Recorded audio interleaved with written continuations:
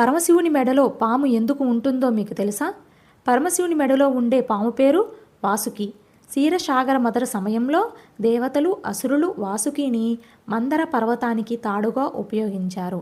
ఆ సమయంలో వెలువడిన ఆలాహలాన్ని శివుడు సేవించగా వాసుకి పట్ల శివుడు ప్రసన్నుడై తన శరీరంపై ఆభరణంగా ధరించాడని పురాణాలు చెప్తూ ఉన్నాయి. పాము సాధారణంగా భయం మరియు మృత్యుకు చిహ్నం. అటువంటి భయంకరమైన జీవిని శివుడు ఆభరణంగా ధరించడం అంటే ఆయన మృత్యువును మరియు అహంకారాన్ని జయించిన వాడని అర్థం. యోగశాస్త్రం ప్రకారం పాము వెన్నుముక అడుగున ఉండే కుండలి శక్తికి సంకేతం. శివుడు దాన్ని తన మెడలో ధరించడం ద్వారా తన శక్తులన్నింటినీ సంపూర్ణంగా నియంత్రణలో ఉంచుతాడని తెలుస్తుంది. అత్యంత విషపూరితమైన పాము శివుడి సన్నిధిలో ఎంతో ప్రశాంతంగా ఉంటుంది. ఇది మనం ఎన్ని అవశేషకాలు లేదా కష్టాల మధ్య ఉన్నా శివతత్వాన్ని పొందితే ప్రశాంతంగా ఉండగలమని సూచిస్తుంది. శివుడి మెడలో పాము సాధారణంగా 3 చుట్లు చుట్టుకొని ఉంటుంది.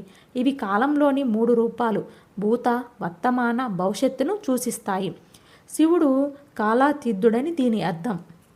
ఇలాంటి మరిన్ని ఇంట్రెస్టింగ్ వీడియోస్ కోసం నా ఛానల్ని ఇప్పుడే సబ్స్క్రైబ్ చేయండి.